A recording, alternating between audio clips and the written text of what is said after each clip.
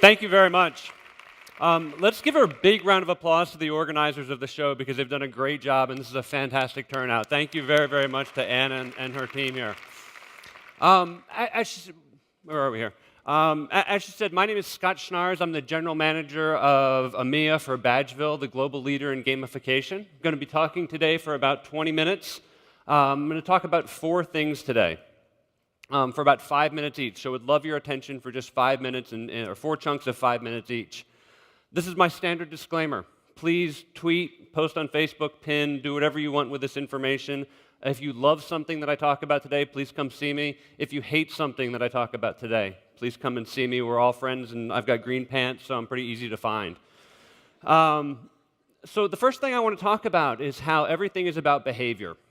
I'm going to make the assumption that everyone here has customers, and everyone here has employees of some level or another, and there's all things that you want them to do more effectively.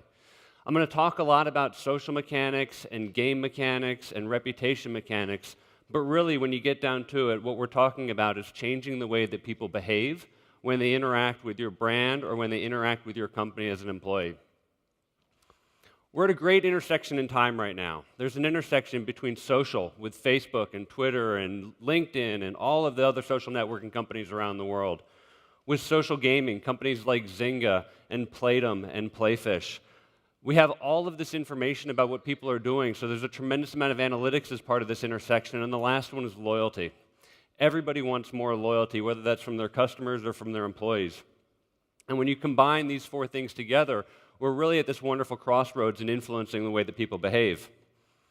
When we launched the company 2 years ago, we looked at companies like Zynga, like Facebook, like YouTube, and questioned, why are people spending 2, 3, 4 hours a day inside of each of these experiences? But for everybody else, we're out in the cold a little bit. There's an opportunity here where we're looking at this and people just aren't loyal. They're not spending the time on your site that you want them to do. They're not engaging the way that you want them to. They're not sharing the way that you want them to do. And that's very painful when you look at these other big 3 or 4 or 5 networks out there that are getting all of this traffic. And just as a quick aside, when I see something like this, it pains me. It pains me to my core because a company like Toyota works so hard to get a new customer just to ship it to a third-party vendor. And as the previous speaker mentioned, I see a train wreck coming where one day Facebook is going to need to justify that $100 billion IPO. And all of these companies that have been sending their traffic to this third party are soon going to have to start paying exorbitant amounts of money in order to get that back. The ad agency DDB says that we're not in the advertising business. We're in the decommoditization business. And you have 2 choices on ways to compete in the future here. You have the opportunity to compete with people on price, or you have the opportunity to create a new, unique experience that drives more loyalty, that drives more engagement, that drives more retention, and ultimately drives more purchases. And that's what we want to talk about today. Changing the way that people behave in order to do things that are more valuable for your business. So I mentioned the second thing I want to talk about is game mechanics, reputation mechanics, and social mechanics. Gamification is a huge buzzword in the world right now. Everybody is talking about gamification. So let's just get it out on the table right now. What is the definition of game mechanic, or gamification rather? Well, quite simply, it's taking elements out of games and applying them to a non-game experience in order to reach a business objective. When I talk about game dynamics or game mechanics, I'm simply speaking about the events that happen inside of a game in order to keep that game more exciting for you, to give you a level of achievement, to make you feel like you're making progress. Harvard Business Review just came out recently and said that the biggest motivator for people in the world is achievement.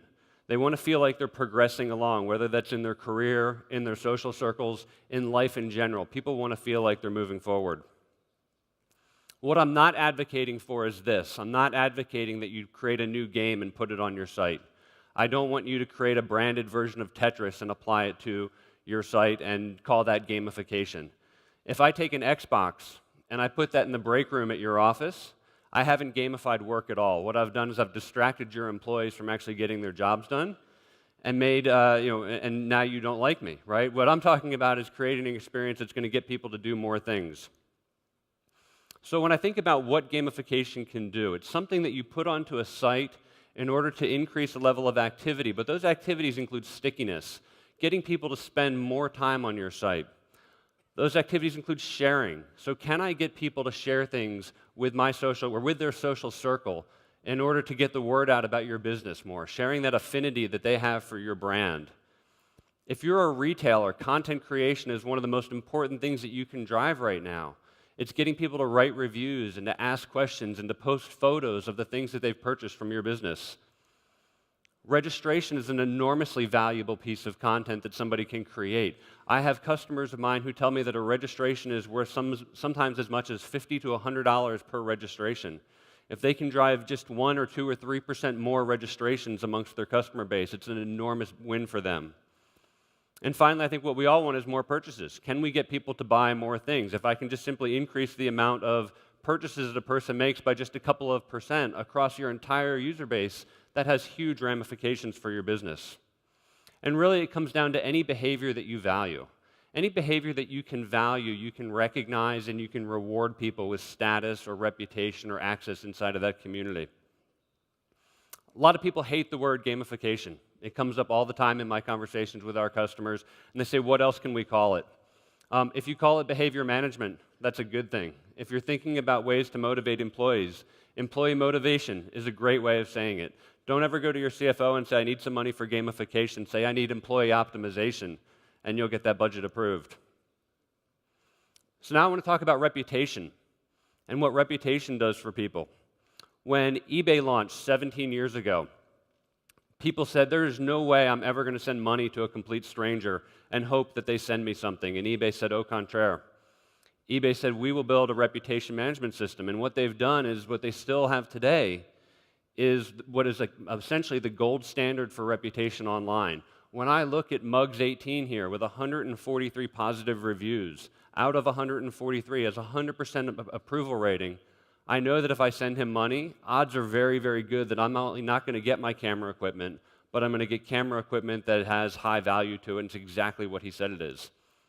It's more valuable than money. If Mugs 18 had his reputation in eBay tarnished, his business would go away. And if you don't believe that reputation is more valuable than money, think about some of these people who have been in the news over the last few years, and think about the things that they've done to tarnish their reputation and how it's influenced their overall score, for lack of a better term. Think about areas offline where you have reputation. This could be your neighborhood. This could be your schooling. This could be clubs that you're a member of. I would argue that every single person in this room is here because at work they have a very strong reputation. And you can create reputation for people. When you were in university, they gave you a syllabus at the beginning of every term, and they said, these are the things that we want you to do to be a good student. And at the end of the 4 years, you got a diploma, and that diploma is your reputation. It's something that you put on your resume or on your CV to give you a level of value. Wikipedia was built on reputation. Nobody on Wikipedia is getting paid for the content that they're providing, and they're all providing really good content because of the reputation that they gain out of that. And reputation is monetizable, right? If I look at Microsoft Certified as an example, there are 163,000 people in the United Kingdom that put Microsoft Certified on their LinkedIn profile. This makes them easier to find based on the reputation that they have, and it makes them easier to do business with, and that reputation allows them to monetize that experience that they have. And unlike games, every single game that you've ever played in your entire life comes to an end. Reputation lasts a lifetime, and people will work hard for that reputation, and they will do more and more things if it feels like they are able to build that reputation inside of a community that they care about. And then finally, I wanted to talk about social mechanics. When Facebook launched, one of the great things that they did was they created this concept of the wall. And the wall allowed you to follow people and to start to interact with people who you may or may not necessarily know, but it created a dialogue amongst people. And a few years later, they started to add the concept of being able to follow objects. I can now follow music, and I can follow movies, and I can follow books and clothing purchases, and I can follow photographs. This is a picture of my kids on the first day of school, and you can see the conversation that ensues between this object, or that was started because of this object, and all of my wife's friends on Facebook. What that's created is a social mechanic. And what that social mechanic does is it creates a Pavlovian response. Every time your phone vibrates in your pocket or every time you see that little icon change in the upper left-hand corner of Facebook and you see that you've got a new notification, the first thing that you do is go right back to Facebook to see what it is that people are saying about you. It's Pavlovian and it's egotistical, and every single person in this room does it, including myself. But it's a great thing for driving your business and getting people to interact with your business more effectively by driving people back to your site again and again and again based on objects that they either have an explicit or implicit interest in. So now that we've talked about game mechanics and we've talked about social mechanics and we've talked about building out reputation, what we've done is we've built this engagement layer that can sit across your entire user experience to recognize and reward and alert people to changes and things that they've done well inside of that. And what's this engagement layer do? Well, quite simply, it drives lift. And that's what we look at when we work with our customers at Badgeville, is driving lift. We want to show engagement. Are people doing more things when they're interacting with your brand? Are they coming back more frequently? And we assume if they're doing more things and they're coming back more frequently, hopefully they're buying more things. And if they're doing more things and coming back more frequently and buying more things, we hope that they're telling their friends about it as well. And so far, that's what's been happening. So who is Badgeville? Well, Badgeville, quite simply, is a company that was started 2 years ago with the sole premise of changing the way that people behave.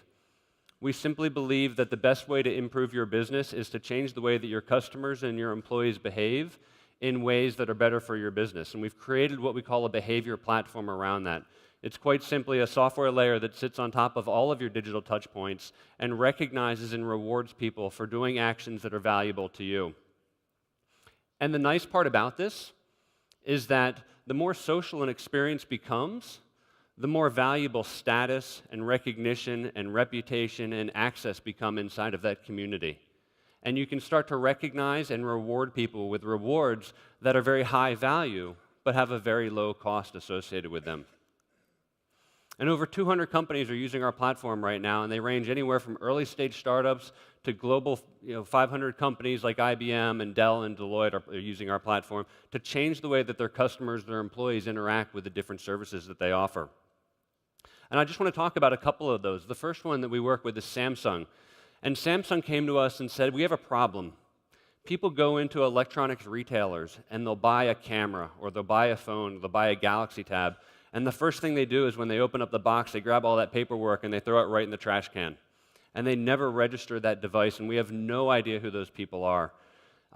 We also want people who are avid customers of ours. We have a lot of customers that love our products, but we want them to come back and we want them to write reviews about our products. And we heard them out and we worked closely with them in order to build out what we called Samsung Nation. And Samsung Nation is a loyalty program specifically designed for Samsung customers where we recognize and reward about 30 different behaviors, but the most important ones on the site for them are registering a product and writing a review on that product. And this program has been so successful for Samsung, it was featured in the New York Times earlier this year. Some of the results that we've seen registered users converted over 40%. We've seen people writing reviews going up over 5 times, and we've seen a 6x increase in the number of conversions. Samsung doesn't actually have a purchase mechanism on their site. What they're doing is they're driving people off to their site. And like I said, this program was so successful, it was featured in the New York Times, and when they asked the #1 guy in this program why he did it, this is a guy that spent hours and hours and hours interacting with the Samsung brand. They said, why do you do this? You're not getting any money for it. You're not getting any free product for it. Why do you do it? And he said, the reason I do it is because this is an area where I can feel like I'm a celebrity. I have status and I'm contributing to the community, and they've made me famous as a result of this. Another one of our customers is an early stage retailer called Sneak Peek. And Sneak Peek has a really unique flash sale kind of concept where you look at a product and then you can peek at the price. And what they've done with our platform is they've created a loyalty program around that designed to drive more purchases, designed to drive discovery of objects, getting people connected with one another and to share this product out. The results that we've driven for Sneak Peek have been really phenomenal, and we're really proud of this. Some of the things that we've seen are, when somebody likes a product, they don't just like it, they actually love it. And we've seen a 935% increase in that. We've seen a 540% increase in social shares, people pushing stuff out to their social network. A 70% increase in lift on people coming back to the site. And I think the most important one is the headline here, where we've shown an 18% increase in conversions. So if you're a retailer here today, think about what an 18% increase in conversions would do for your business. And that's the power that these kinds of programs bring to a site like Sneak Peek. And then finally, Jillian Michaels, who's a famous fitness coach in the US, she hosted a TV show called The Biggest Loser that ran for a number of years in the US. She created this everyday health challenge where she was encouraging her fans and her customers to come and want to lose weight and set up better diets and really get fit more effectively. We helped Everyday Health create this program that was very unique, and it was almost a collaborative and competitive scenario where people are competing with one another but also helping one another to set up better diets and to lose weight more effectively and create workout plans and generally live a more healthy lifestyle. The program drove a 215% increase in weekly retention rate. People actually would set up their programs and come back and visit the site again and again and again because of the rewards and the recognition that they were getting in this community. There was a 5% increase in paid conversions. Everyday Health runs a freemium program. You start off as a free customer, and then you ultimately end up paying $10 per month, $10 US per month. A 5% increase in conversions was a huge business driver for them. They have thousands of people come to the site every single month, and to get an additional 5% of them signing up to pay $10 a month on a yearly commitment was a big, big driver for them. And then finally, we saw a 120% increase in top user participation. So the biggest fans of this site, the biggest members of this site were sharing their affinity in a much deeper way. And Everyday Health came out of this feeling very successful and very excited about this program. And this just isn't an American thing. This isn't just a bunch of Californians in flip-flops coming up with these crazy ideas for their companies. We have over 20 companies here in Europe who are using this platform, and they range anywhere, again, from early-stage startups, a company like Fluved, who has created a way to share textbooks among students digitally and to share notes, and they're recognizing and rewarding people for sharing the notes inside of that experience, to a company like Dan & Yogurt. Dan & Yogurt is recognizing people for buying yogurt and buying different flavors, and they're educating them about the values of healthy living and healthy lifestyle and healthy eating. This is something that can be applied universally, and we're seeing this work in every type of demographic that we roll this out to. Saatchi & Saatchi is now saying that this is the way that people expect to be treated.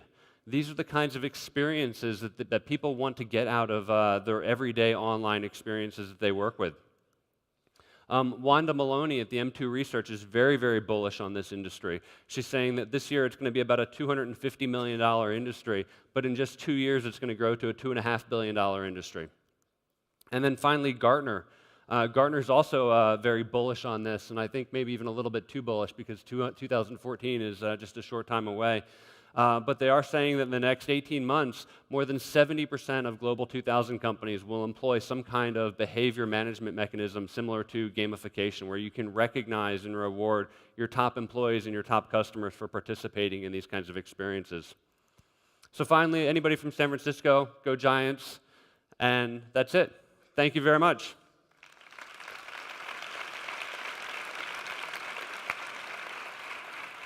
Thanks, Scott. Yeah, thank you. Tenemos tiempo de preguntas otra vez. Si os animáis, vuelvo a no ver nada, así que como no... ¿Alguna pregunta por aquí? Tenéis los micrófonos, solamente tenéis que levantar la mano. Wow, that's easy. Yeah. Creo que tenemos una por allí. Sí. A ver. Yes, there is one question there. Hello. Hi.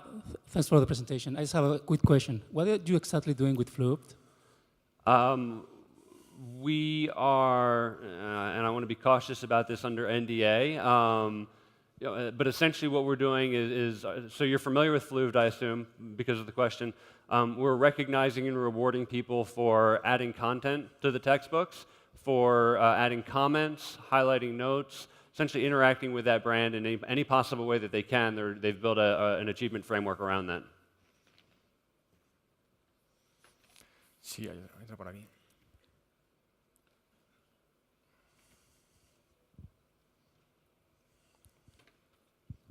Hey there. Hi. I was wondering, can you give us a concrete example how you would incentivize people to write, for example, the Samsung example, to write reviews? how would be the process, and what kind of incentives do people get? Yeah, so for Samsung and most of our customers, it is purely an intrinsic motivator for them, right? They're looking for the recognition and they're looking for the status that they can get inside of that community. For Samsung, they do offer a monthly contest where if you write a review or you watch a video about the new TV that they just launched or you look at the Galaxy 3 and share it with a friend, you can be entered into a contest to win that device. But for the most part, what Samsung recognizes is the lifespan of a member of their community is only about 6 weeks. Samsung is in a unique position where people don't buy their products that frequently. You buy a phone every 2 years, you buy a television every 5, 6, 7 years. So when the life cycle of that consumer is, I'm interested in the product, I'm going to read some reviews, I'm going to go shop at the partners, I'm going to come back and register it, and then I'm going to write a review. And that process lasts anywhere from 6 to 8 weeks. What we did with this program was create an achievement framework that recognizes people for all of the behaviors that you saw listed there, where you're being recognized for registering the product, writing the reviews, sharing, watching videos, and so on and so forth. For Samsung, they've got 2.5 million people a month that come to that site. They're not going to get all 2.5 million of them to write a review.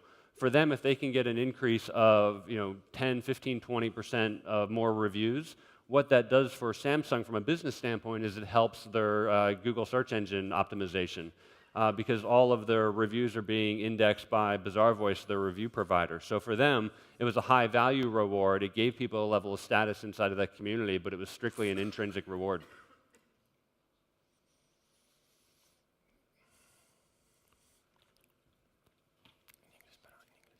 Hello. Hi. Could you explain what is your business model? How you get money in this business? So we're a SaaS-based business model. At the end of the day, we are a software company that licenses our platform and licenses our APIs on an annual basis, just like a Salesforce or a Marketo or an Omniture might do. So really straightforward software model.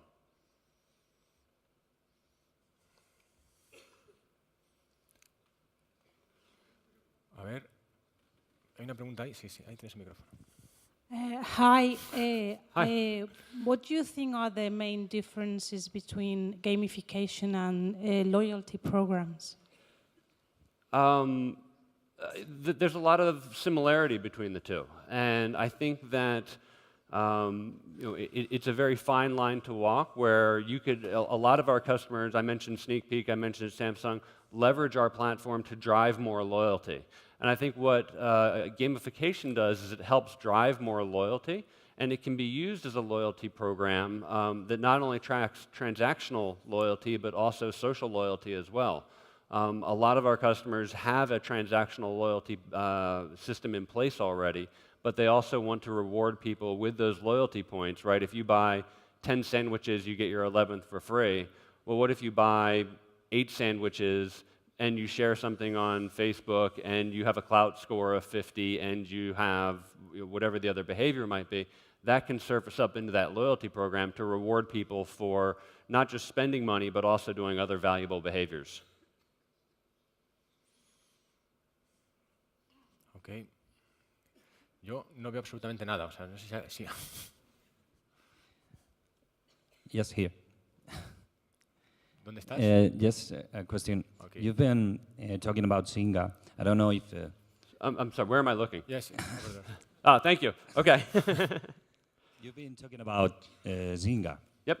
I don't know if it's a company that shares your same business model, but you know that a couple of days ago, they announced restrictions and some firings. Do you think it will affect your company the same way? We look at Zynga because Mark Pincus is kind of famous for saying that Zynga is an analytics company that happens to make a game. I think that what Zynga does very well is they understand behavior and they understand the drivers to influence behavior. I don't know enough about how Zynga runs their business and how Mark runs the business there, so it's hard to say why they did the layoffs. If those were games that people are just tired of, clicking on fake corn and that's why they turned off the Ville team, or if people were tired of whatever the other, I forget the other studio that they shut down. I think that it's important to look at kind of two facets of it. One is the behavior modification that I think that Zynga does very, very well, and the other is how do they run their business. And I would say that the layoffs are more a result of the latter than they are the former. So I don't have a good answer, I'm sorry. Thanks. Okay. Ya no hay más preguntas. Thank you very much, Scott. Yeah, thank you.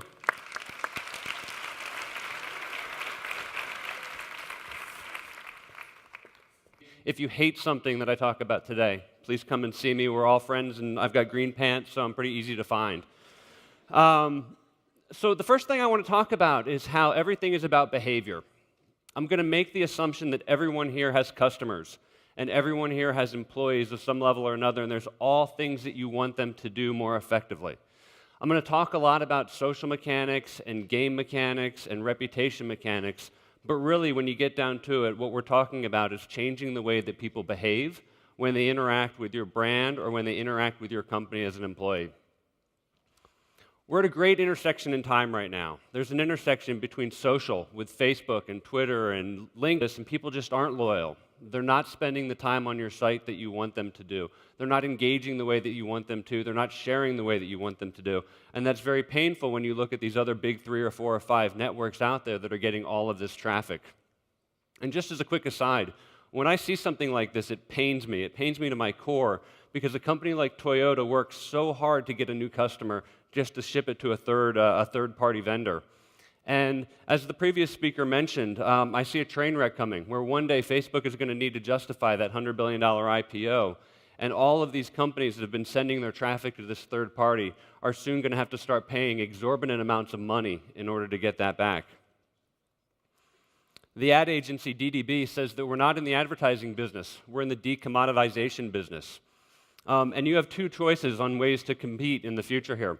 You have the opportunity to compete with people on price, or you have the opportunity to create a new, unique experience that drives more loyalty, that drives more engagement, that drives more retention, and ultimately drives more purchases. And that's what we want to talk about today. Changing the way that people behave in order to do things that are more valuable for your business. So I mentioned the second thing I want to talk about is game mechanics, reputation mechanics, and social mechanics. Thank you very much. Let's give a big round of applause to the organizers of the show because they've done a great job, and this is a fantastic turnout. Thank you very, very much to Anna and her team here. Where are we here? As she said, my name is Scott Schnaars. I'm the General Manager of EMEA for Badgeville, the global leader in gamification. I'm going to be talking today for about 20 minutes. I'm going to talk about 4 things today. For about 5 minutes each. So I would love your attention for just 5 minutes or 4 chunks of 5 minutes each. This is my standard disclaimer. Please tweet, post on Facebook, pin, do whatever you want with this information. If you love something that I talk about today, please come see me and all of the other social networking companies around the world. With social gaming, companies like Zynga and Playdom and Playfish. We have all of this information about what people are doing, so there's a tremendous amount of analytics as part of this intersection, and the last one is loyalty. Everybody wants more loyalty, whether that's from their customers or from their employees. And when you combine these 4 things together, we're really at this wonderful crossroads in influencing the way that people behave. When we launched the company 2 years ago, we looked at companies like Zynga, like Facebook, like YouTube, and questioned, why are people spending 2, 3, 4 hours a day inside of each of these experiences? But for everybody else, we're out in the cold a little bit. There's an opportunity here where we're looking at this